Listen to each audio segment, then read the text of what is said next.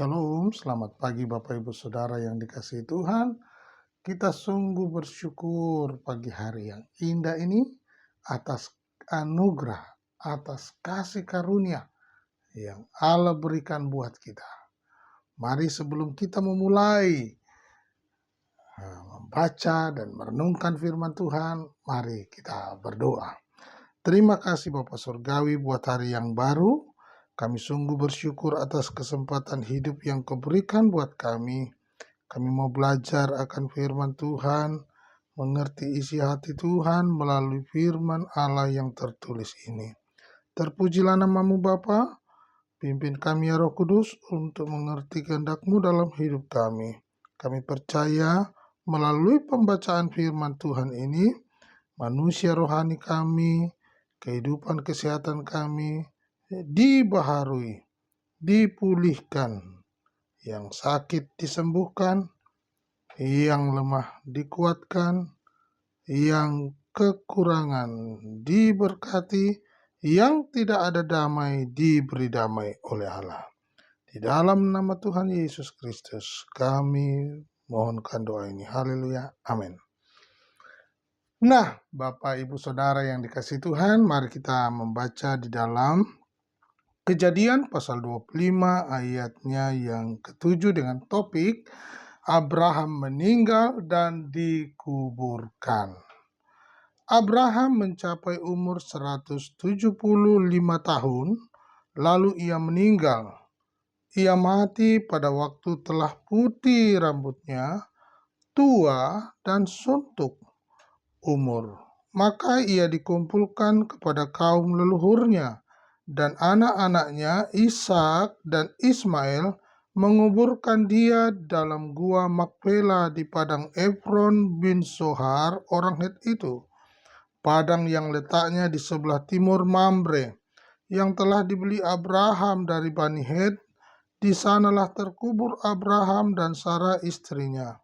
Setelah Abraham mati, Allah memberkati Ishak anaknya itu, dan Ishak diam di dekat sumur Lahai Roi. Puji Tuhan, Bapak Ibu Saudara yang dikasihi Tuhan.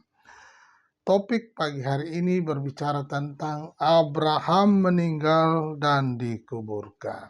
Ya, Bapak Ibu yang dikasihi Tuhan, apa yang terjadi di dalam kisah perjalanan hidup Abraham, Bapak seorang beriman, Bapak orang percaya, Bapak segala bangsa orang yang beriman. Ini dia Bapak Ibu, bahwa ternyata mulai dari lahir sampai umur yang suntuk, manusia itu pun juga akan meninggal. Apa artinya?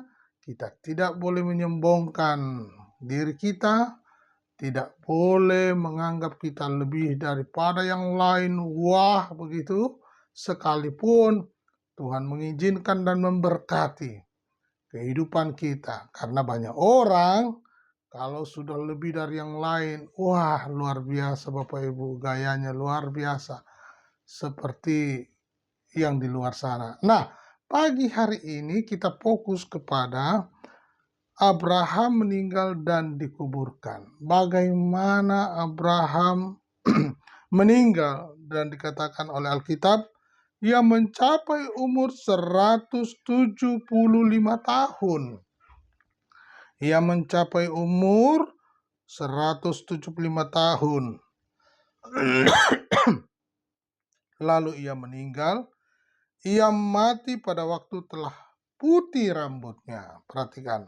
Ia mati waktu telah putih rambutnya, 1, tua, 2, dan 3, suntuk umur. Maka ia dikumpulkan kepada kaum leluhurnya.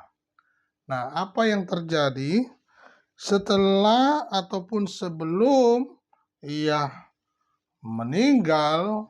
Dia sudah memberikan warisan kepada anak-anaknya.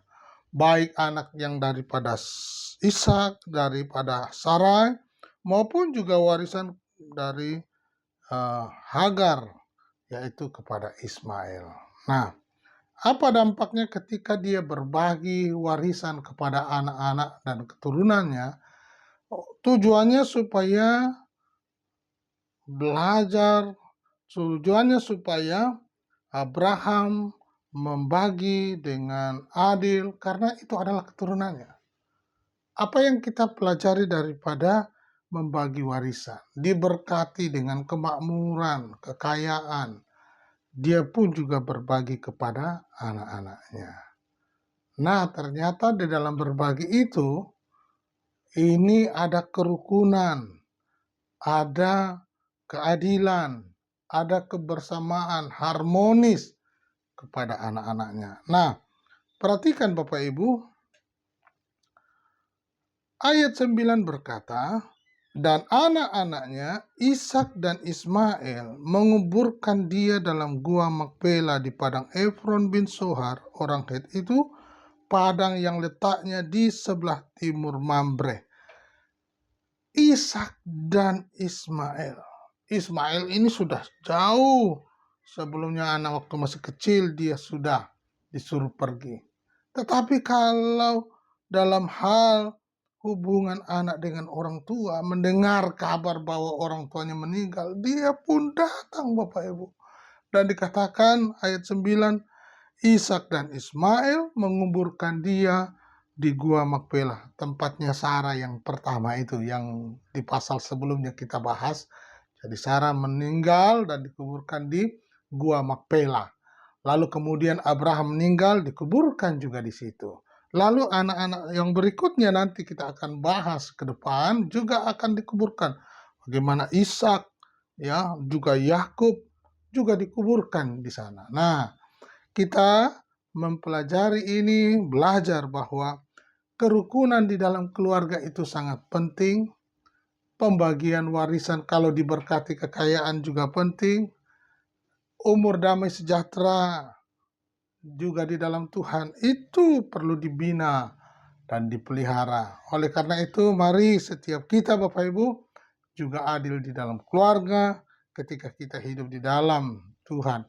Belajar untuk berbagi, tidak untuk diri sendiri. Ya, perhatikan, anak-anaknya damai. Ishak dan dikatakan Ismail, mereka rukun. Mereka bersatu, mereka berkumpul, membawa orang tua mereka berkumpul dengan Sarah di Gua Makpela untuk menguburkan Abraham. Jadi di dalam pembagian warisan mereka adil, Abraham adil, dan juga dikatakan mereka ada hubungan yang harmonis. Sekalipun Alkitab mencatat Ismail itu adalah keledai liar, suka berantem dengan saudara-saudaranya. Tetapi hubungan ketika orang tua meninggal, dia sadar betul bahwa itu adalah orang tua. Itu adalah bapaknya. Dan dia dengan saudaranya, mereka akur untuk bersama. Nah, ini Bapak Ibu menjadi pembelajaran kita pagi hari ini bahwa keharmonisan di dalam keluarga perlu terus dibangun. Keadilan dalam keluarga perlu terus dibangun. Damai sejahtera dalam keluarga perlu terus dibangun. Semua sumbernya daripada Allah dan orang tua kita. Nah, pagi hari ini tetap semangat, sampaikan kabar baik. Tuhan Yesus memberkati.